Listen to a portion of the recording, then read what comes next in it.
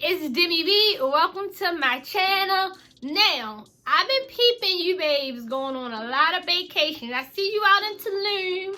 I see y'all in Miami. And y'all been looking cute. So today we're going to go over the do's and don'ts of having a successful vacation. So grab your cocktail, or like me, a matcha green tea, and let's get into it.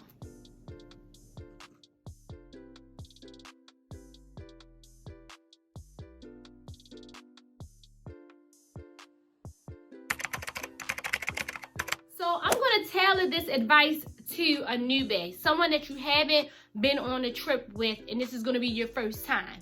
Why am I qualified? Because I've been on tons of vacations with my fiance, with my sneaky links, with my budding friendship to see if he can become a bae. So I have a ton of do's and don'ts that I try to live by so that way I can have a successful trip. Because no one wants to go anywhere and be stuck with someone and miserable for 3-4 days. So the first thing I want you to do, I want you to be open-minded. I want you to be open-minded because most vacations, first trips, the guy is normally planning it, and they may plan it based on something, a place that you may have mentioned that you would like to go, or it might be somewhere that he just wants to go and he would like you to be there, you know, be his company, have a good time. Last year, I was surprised with a trip to Niagara Falls on my 4th date with a guy I was dating. I said it in passing, and I couldn't believe that he remembered and then actually planned the trip out, and it ended up being an amazing trip. But before, I was a little hesitant because I didn't want to be stuck in a 6-hour car ride with a guy that I was just getting to know. But it allowed us time without all the outside noise to just get to know each other. So it ended up being perfect. So be open-minded, whether you're going to Miami, Myrtle Beach, or Cabo. Be open-minded to the trip and go in it with the thought process that you just want to get to know this person and you want to have fun. And also, when I say be open-minded, like if it's something on the trip he wants you to try, don't be afraid or be like, oh no, I don't want to do anything. Like, go, try, have some adventure. That is the reason why you guys are on that trip, to bring out certain parts of each other that others can't. Any little crazy thing that you can think of, do that. Try it. Next, have an open line of communication leading up to the trip, during the trip, and after the trip. You want to discuss who's paying for what. Now, I'm not going to push my ideals of who pays for what with the first trip, the guy, but I want you to be able to talk to that person. Maybe he wants you to pay for dinner or breakfast while you're there. Maybe he's going to cover the full bill.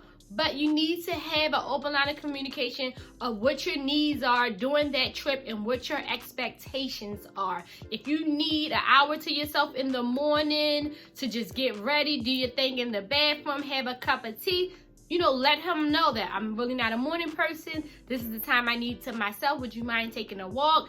XYZ, just so that the trip flows naturally without any hiccups.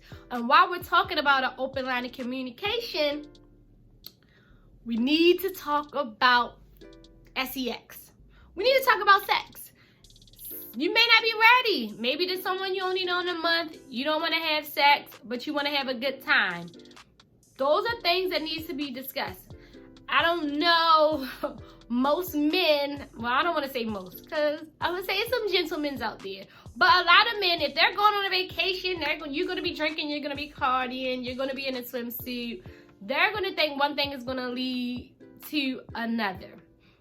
So if you're not comfortable with that, just let them know up front, like, you know, I want to go, I want to have a good time, we need separate beds, I'm not ready, but I really would like to get to know you and have a good time. Just talk about it, because sex can be a major part of a vacation. It can make or break it depending on the mindset of both persons going into the trip, right? So next, so what if that person is paying for the trip? They pay for everything.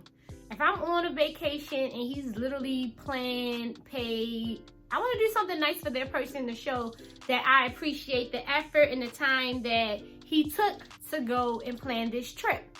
So whether that be finding a nice restaurant, taking them to dinner or breakfast, or finding a really cute souvenir, it all depends on your budget, finding a really cute souvenir to commemorate this trip together, do something thoughtful for that individual.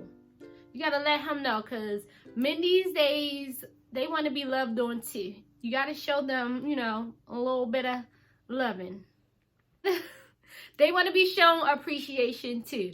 So just try to create, you know, a little special moment, plan it out for the both of you guys. He would totally appreciate it, and that's going to set you up for another vacation. Trust me.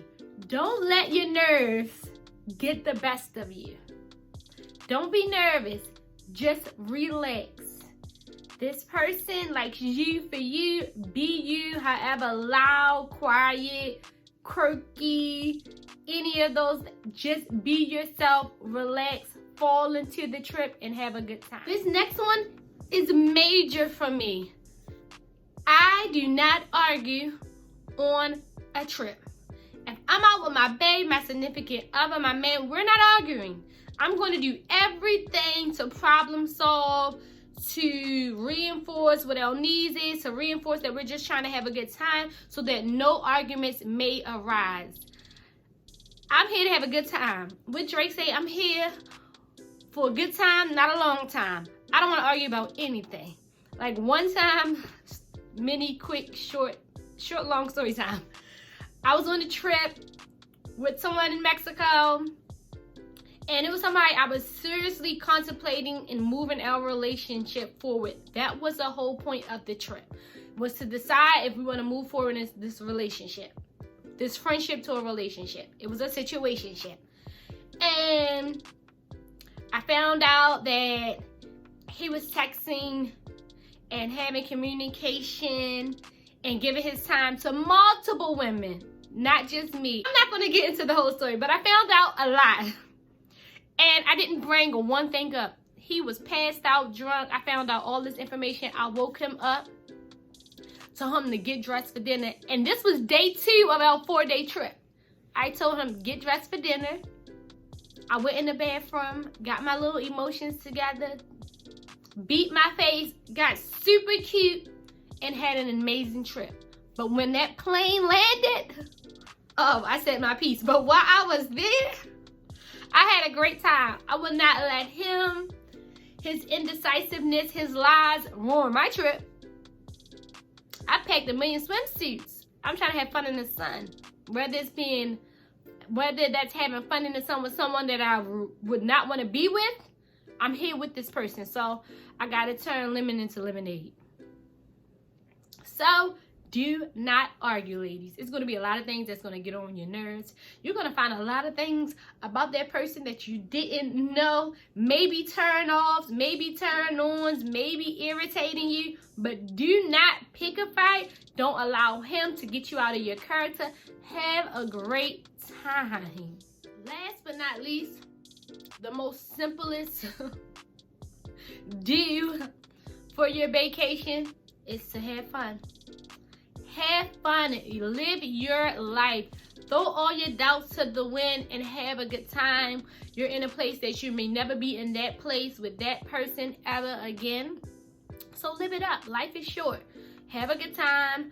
Don't let any outsiders, don't let him, don't let any doubts in your mind ruin your good vacation. Well, I hope some of these tips can be helpful on your next vacation.